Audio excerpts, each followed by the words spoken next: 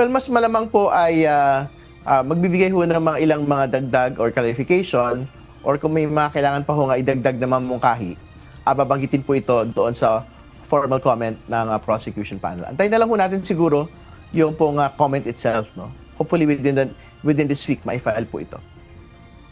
Kinumpirma ng House Prosecution Team na nakatanggap na sila ng kopya ng pre-trial order ng Senate Impeachment Court. Ang pre-trial order ay magsisilbing blueprint ng isasagawang paglilitis kay Vice President Sara Duterte simula sa July 6, 2026. Malaking bagay yon para malinaw sa korte kung anong mga bagay ang napagkasundaan ng mga partido, kung ano ang mga exhibits na namarkahan at mga testigo. Kabilang sa nakasaad sa pre-trial order ang pagkakasunod-sunod ng presentation ng Articles of Impeachment. Unang tatalakayin ng article na umani ginawang matinding pagbubanta ni VP Duterte laban kina Pangulong Ferdinand Marcos Jr., First Lady Lisa Araneta Marcos at dating House Speaker Martin Romualdez. Sunod ang umani maling paggamit ng confidential funds. Pangatlo ang umani panunuhol at huli ang hindi maipaliwanag na kayamanan. Nakasaad din sa pre-trial order ang 57 testigong ipepresenta ng prosekusyon kabilang si Ramil Madriaga, dating Senador Antonio Trillanes IV, former Overall Deputy Ombudsman Melchor Carandang at ang nagngangalang Mary Grace Piatos.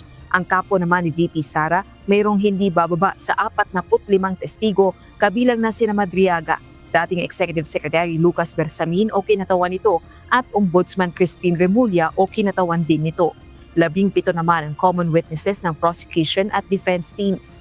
Maging ang bilang ng trial date sa bawat article, nakadetalye rin kung saan ang confidential funds misuse ay may 31 trial dates o pinakamahabang period at ang article na panunuhol naman may pinakamaikli na may 8 trial dates.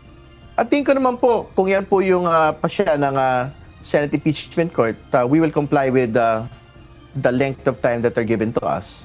Pero syempre, ultimately, we will still wait for the submission of the final comment of the prosecution panel on these particular matters.